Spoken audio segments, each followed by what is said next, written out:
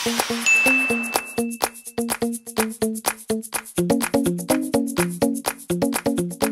yun?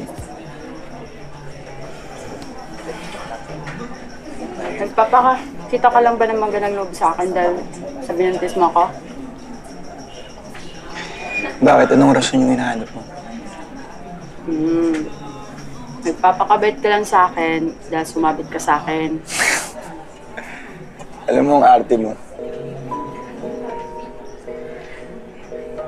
Di ba naisip na gusto kita? Wow ah! Sa tingin mo ba kung hindi ako natamaan sa'yo, sasamahan kita at ililibre kita ng merienda? Eh, napakalakas mong kumain.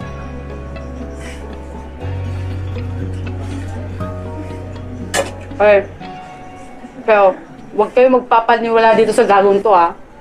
Tsinggero yan, kaya nga ako nabuntis eh.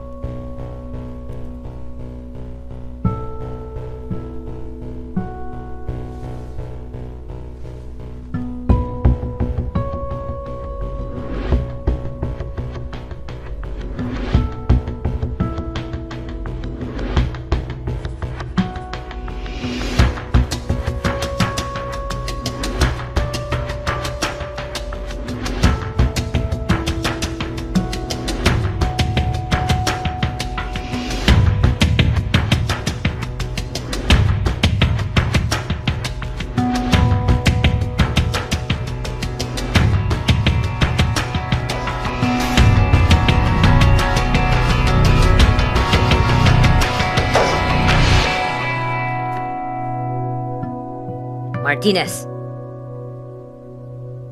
Anthony Martinez. What is that? Mr. Martinez, this evidence is enough to get you expelled from this school. Did you know that?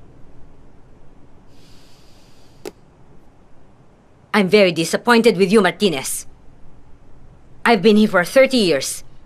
Hindi mo man lang ako nirespeto? Sabihin mo, saan mo nakuha yung test exam questions ko, ha?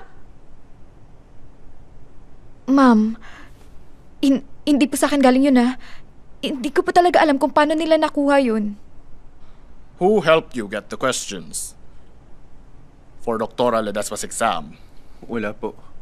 Tell me, Martinez. Wala po.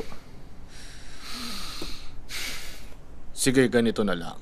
Sabihin mo sa akin kung sino yung mga students na involved and I will not expel you. Just suspend you and all of those involved.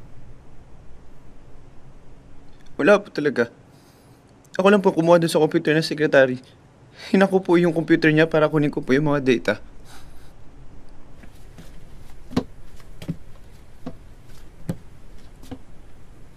Nagawa ko. Huwag mo muna akong kakausapin, ha? Mainit pa yung ulo ko.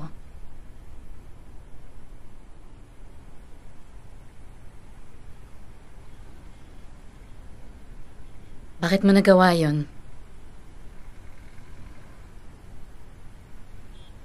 Naibabagsak kasi talaga ako eh.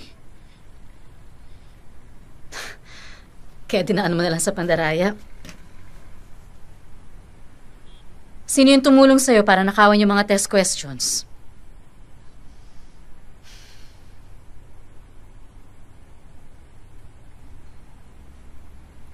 Wala po.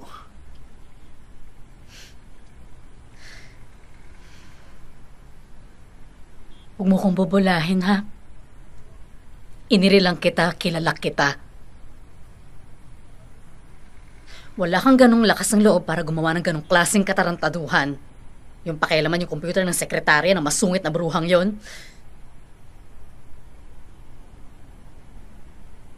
Aminin mo na. Sino yung tumulong sa'yo?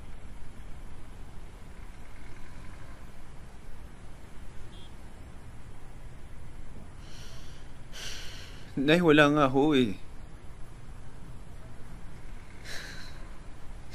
Intoy, pag hindi ka nagsabi ng totoo, ma-expel ka.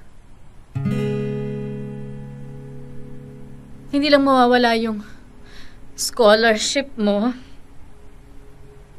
Masisipa ka pa sa eskwelahan. Wala ka nang matinong mapapasukan. Paano ka na?